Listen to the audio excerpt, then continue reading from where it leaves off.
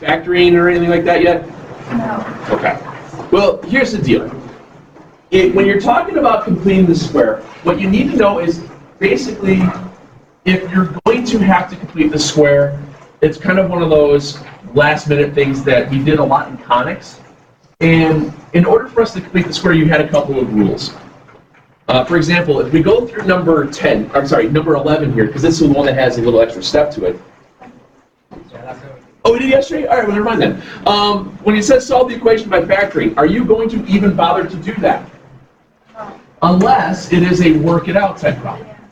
If it's a work it out type problem, then you're going to have to solve it out the long way. But if it is not, you're just going to plug it and look for answers, right?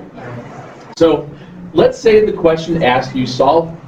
Let's say it was solve the equation via factoring, or let's just say factor. Now, there's a couple of things you can do in terms of factoring. If you had to factor this, you have to search for what terms there. Now, when we go to do something like this, in this case it was a solve one, it's got an equal, which means you have to do what to one side?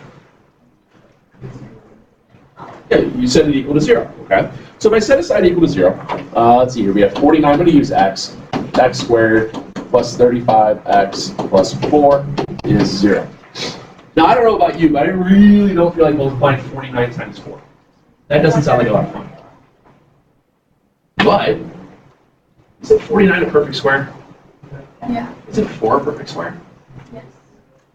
So this might wind up being a perfect square.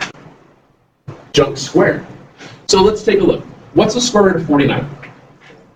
7. What's the square root of 4?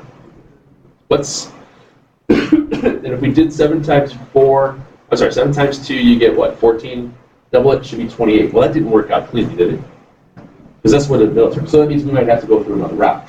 So if we get to this part, we have to solve it out. Let's use quadratic formula. Remember that one?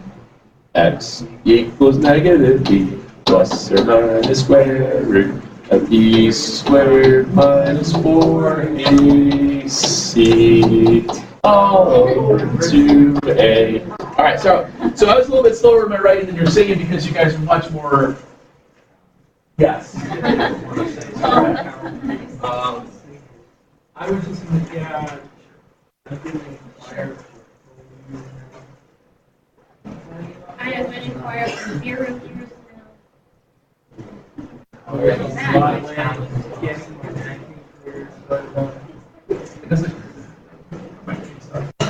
So, let's see, 35 squared minus 4 times 49 times 4. I get 441. Oh, that's a perfect square. So it's negative 35 plus or minus 21 all over 98. Okay, that's going to give me my two solutions. So let's see here. Negative 35 plus 21 divided by 98.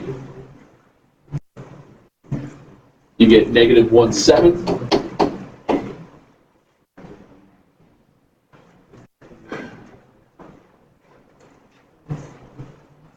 What's that?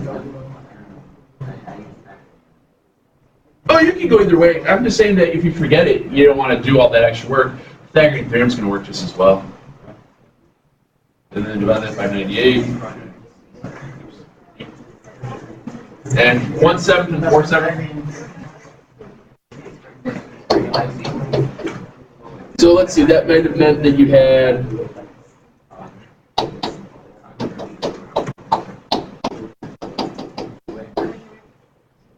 if you factored it, is that what you got? So you could always work backwards off of it if you had to. Not too terrible. The idea of reading what the question's asking you to do. Sometimes it'll do some parts and whatever. Now,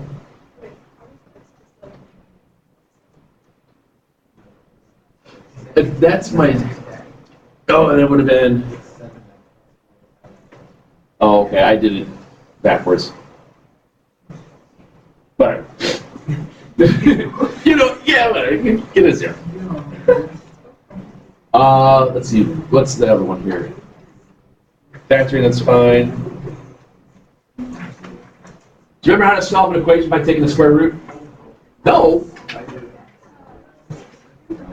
You can't just take the square root, knucklehead. So if I go through one like that, you work backwards, subtract 3, divide by 10, square root it, and then you have to make sure you remember how to simplify the square root. In your calculator, remember how to simplify the square root down here? Very good. 46 divided by x squared. Go to your y equals 46 divided by x squared. Look at your table. And there is done, so that's done. Okay. Yeah. When you put that in the calculator, divided by x squared, what it's doing, it's looking for a perfect square that goes into it.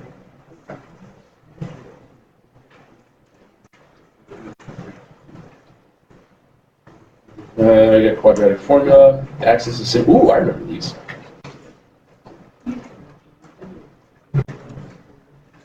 Vertex, axis symmetry, directions, all that kind of fun stuff. Now, remembering what these values mean. In an equation like the first one, that's called intercept form. Remember that? That's intercept form. When you have it already written out in terms of factors, you can get your zeros out of it. So if I know that my terms are at -9, or x minus 9, x minus 1, that gives me zeros at 9, 1.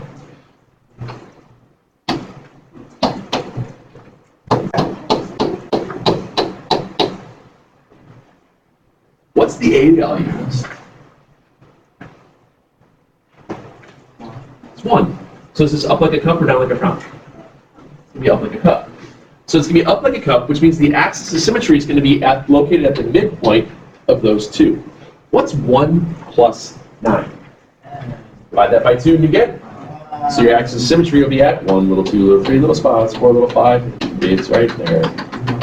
The axis of symmetry is going to be at x equals 5. Therefore, your vertex is going to have the x coordinate of vertex will be at some 5 comma something. How do you find that something?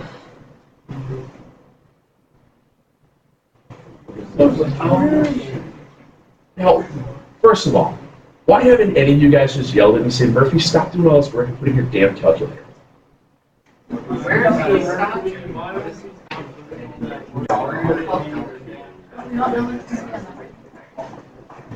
If it is, if it's so label all of it out, can't you find all of it?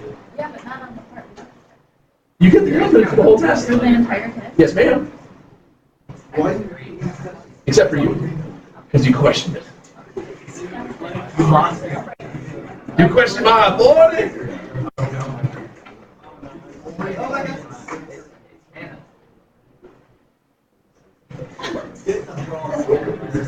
She's like, don't make me do a problem. Let's make her do a problem. No. Real thing. You're so cruel. Just do 2 plus. There we go. Yeah. He's actually doing it. I guess. What is it? What?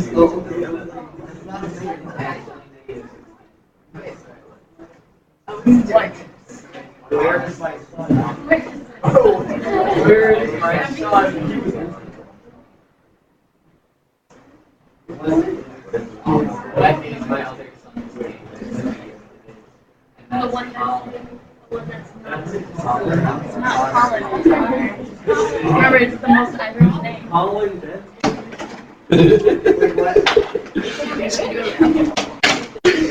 What is my other kid's name? Just kid. And what is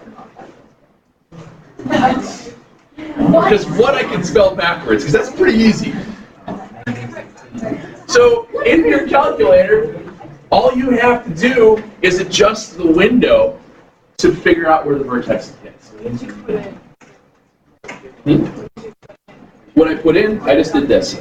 I went to the y equals, and I just typed in parentheses x minus 9, x minus 1. You don't have to FOIL it, you don't have to do anything. The calculator will do it all for you. Yeah, you use the minimum button, but sometimes it's easier. Obviously, it's below that, so I would just change my window to make sure I can find it. So I'm going to change my Y minimum to -20, just so I can make sure it shows up so we can find it easier. And then you hit second, calculate minimum, and then just do your left and right hand boundaries.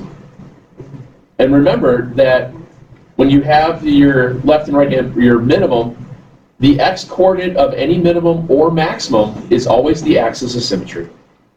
So it's at 5 and -16. It's a nice shortcut to remember because old man Murphy isn't going to yell at you for using a calculator. Okay. Same thing goes for the next question. The next question has it written as y, I think it's y plus 2 equals some junk, or whatever it is. So what would you do? Subtract it, put it in your calculator, go to the next problem. See what I'm saying? I don't say it that often.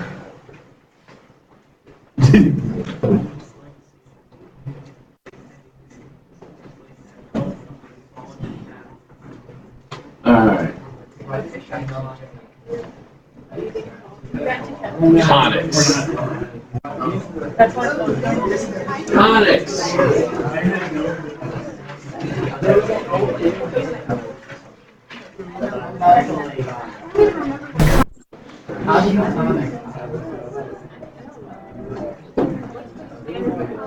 Standard form of a conic section is going to be one of those, one of the formulas that you get, so that way we can graph it. Now, when we have conic sections, what we want to be able to do is write out and identify parts. So when we did this, what we would do is we would group all the x values and the y values and move the constant over.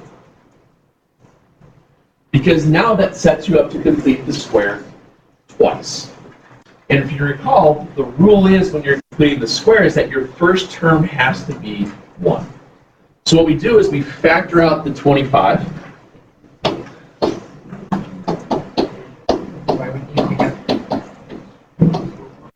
Because we're completing this square, we're going to turn that trinomial into junk square. And then I do that again over here. I take the 16 out. I get y squared plus 4y plus blank equals 111. Now remember, if I took out a 25, I got to put it back on the other side. Same thing with the 16.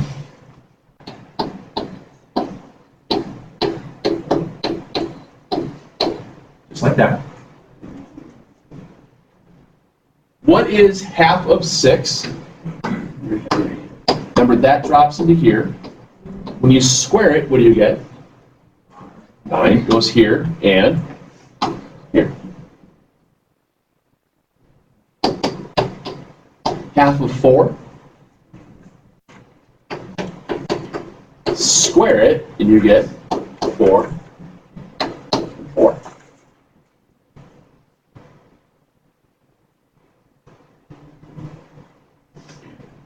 Now I have to figure out the stuff on the other side.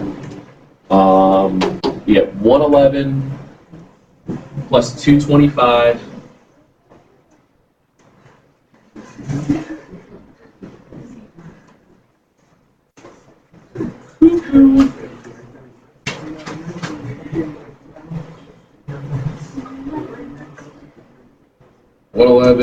Plus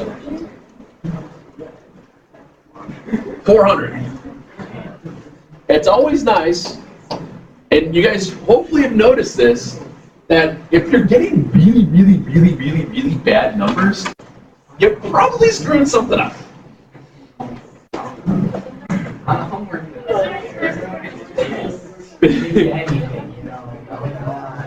Divide out.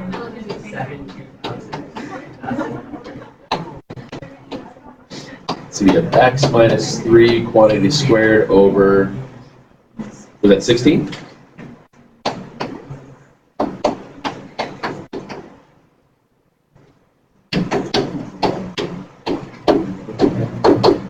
¿Qué es esto?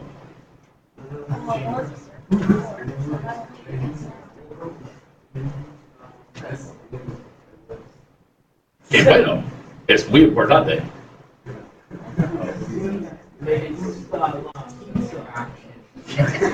Yo también.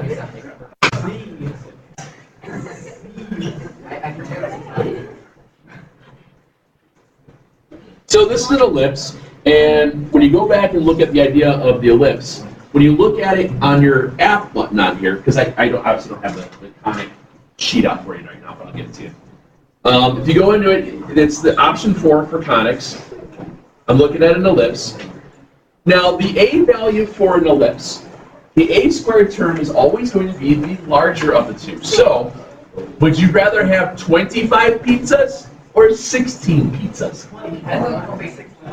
Right. Would you rather have $25 or $16?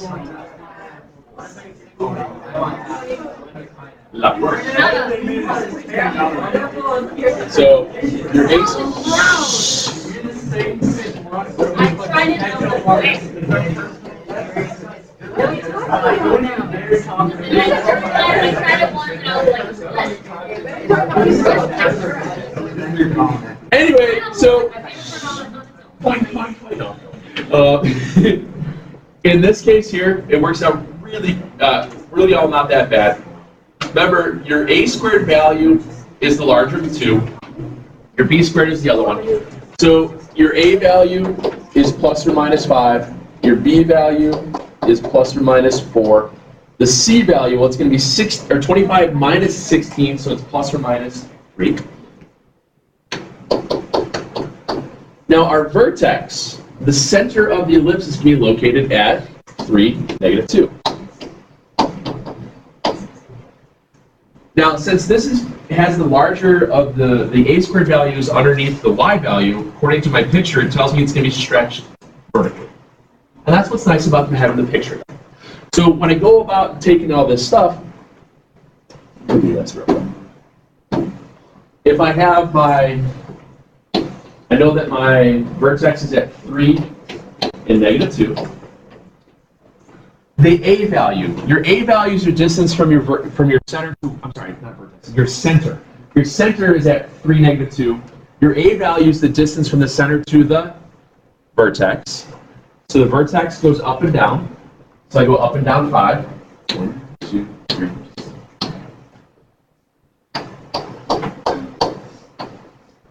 So I have vertex at 3.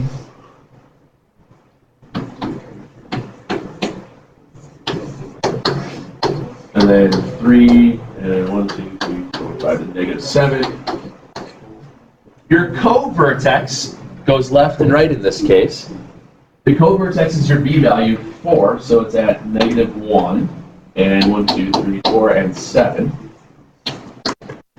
So that's going to be at negative 1, negative 2, excuse me, and negative 1, I'm sorry. I can't write. 7 and negative 2. Maybe I'll get better second semester.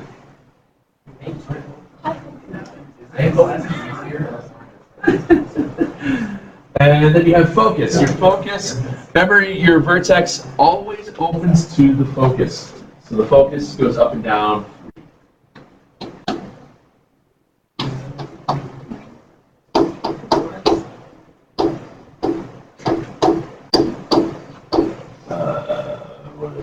Negative 5. Zippity-doo. The plus or minus 5. The plus or minus 5 is the vertex. Is the vertex. A is always vertex. B is always co-vertex, and C is always focus. Okay. That'll always work for all of them.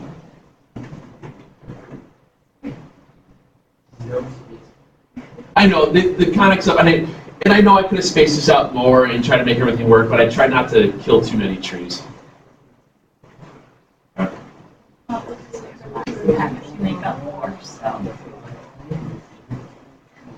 I tried my best. I am nothing but a, hey, 24, when you look at it right away, what's it going to have to be? What? Because there's only one of them that's squared. Remember, parabolas only have one value that's squared. The other ones have two. But here's the thing, you're going to have a sheet of paper. You're going to have a sheet of paper that tells you all this fun stuff, where you're going to have a picture of a parabola that's going to say, hey, oh, there's only one value that's squared, versus the other ones all have two values that are squared. So if you look at it, oh, there's just one squared. So it means I know it's going to have to be that. Okay? So don't worry. There's a kid. I think I should check it.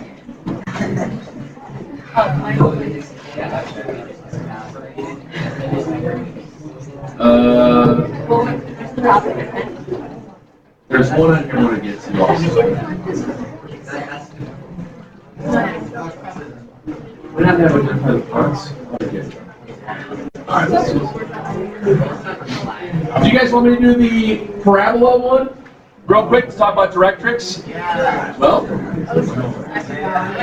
you guys all went, directrix? No directrix.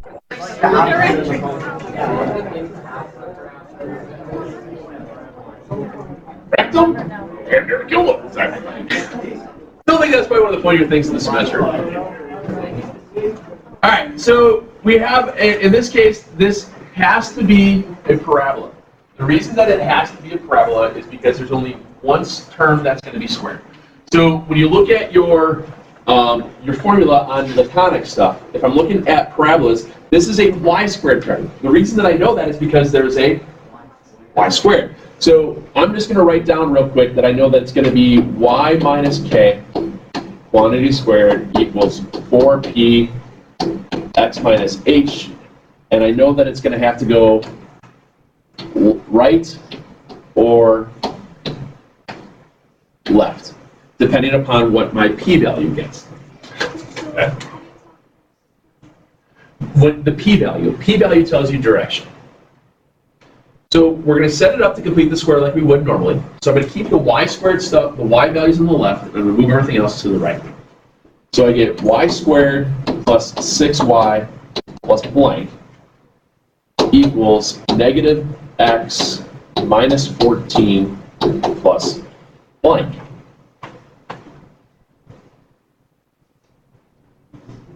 Okay with that?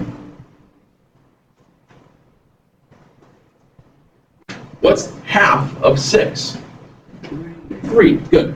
So I know that half of 6 drops to here. When I square it, I put it here and here. Be okay? All right. So this is going to give me negative x minus 5.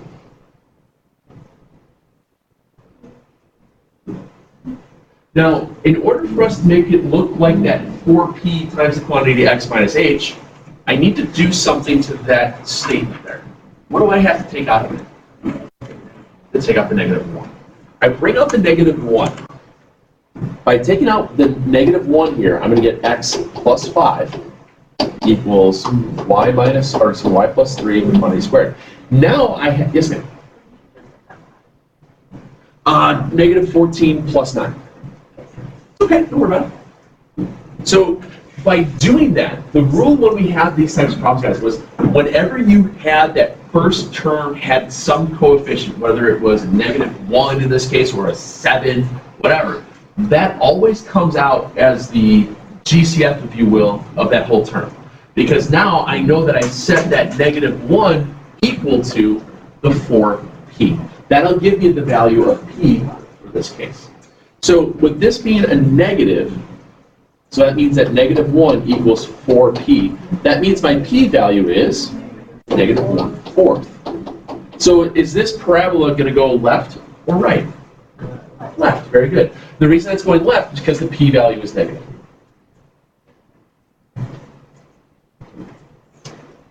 So when I go to graph this, I have a center at negative 5, negative 3, and a p-value of negative 1/4. So if I plot that, 1, 2, 3, 4, 5, 1, 2, 3. There's my center. Your vertex will always open to the focus. Well, the focus is the distance from the center to the p-value will be left. So I just basically move -5, -1/4. So there's my focus. My focus would be at -5 1/4, -3.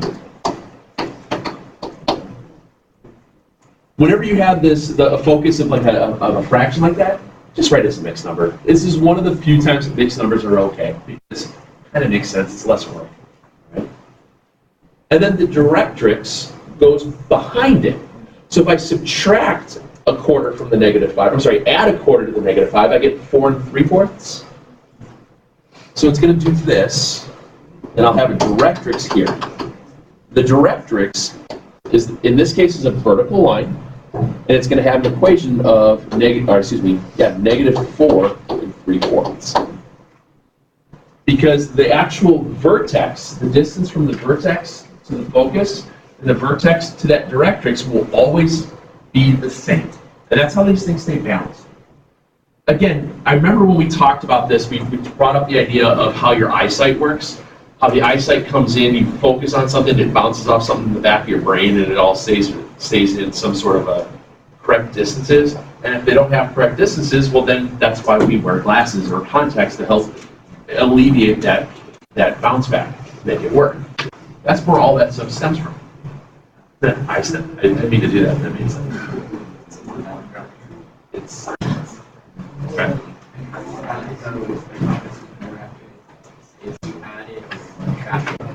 Yes, sir. Yep. What's the other things we did? Let me pull it. There's another thing that we did with conic stuff that I forgot. I don't think I had it on there.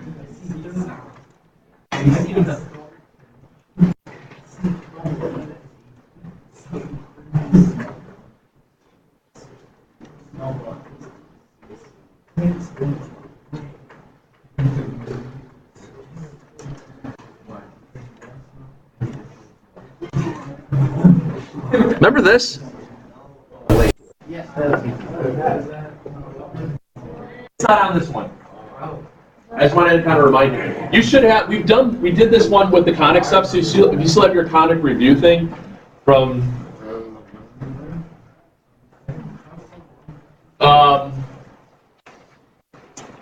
When we did stuff like this to identify the conic and write the equation out, what did we do? Rough sketch it. You would rough sketch it. Very good. So. Oh, it's okay. Anyway, so if I have a focus at 7 plus 2 something and at 2, and -7 or 7 minus something and at 2, so 2√21 and, well, let's see, it's covertices, that's easier to plot. Covertices at 7 and 1, 2, 3, 4, 5, 6 and 1, 2. So if I have covertices going vertical, and I have foci that are moving left and right,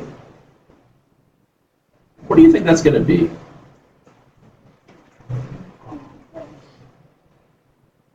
If my covertices are here,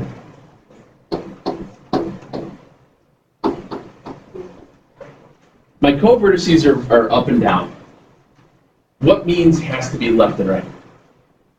Vertices. So if you have covertices up and down, that means this has to become a what? Is it an ellipse or is it going to be a hyperbola? It's going to be an ellipse. Okay? All right, when we have this one, we walk through them like there. So watch what happens. We know that the center of this is going to be at 7, comma something. But remember, the covertice, the center of all of these is always the midpoint of covertices, the vertices, the foci, and everything. So if I add 6 and -2, what do you get? What's half of it? 2. So that means that my center of this is going to be at 7 and 2. also, it's kind of a dead giveaway where that's going to wind up being at, because if you look at your foci, notice what the y values of both of the foci. That's 2. Okay. So that tells you that your distance from here to here is they're both 4. So your b value is 4. Okay. Your c value, going back just to looking at this, what are they adding and subtracting to your c value? 2 root 21. So what do you think your c value is? 2 root 21. Now, that means that somewhere out here and here is going to be our a values, which means that all I have to do then is, knowing that it's going to be an ellipse because it's got the co-vertices going left and right, excuse me, my a value, so let's see, c squared was a squared minus b squared. So wouldn't c squared plus b squared be a squared? What do you have to press in your calculator when you square 2 root 21? Very good. Parentheses. You have to put that around parentheses. So if you square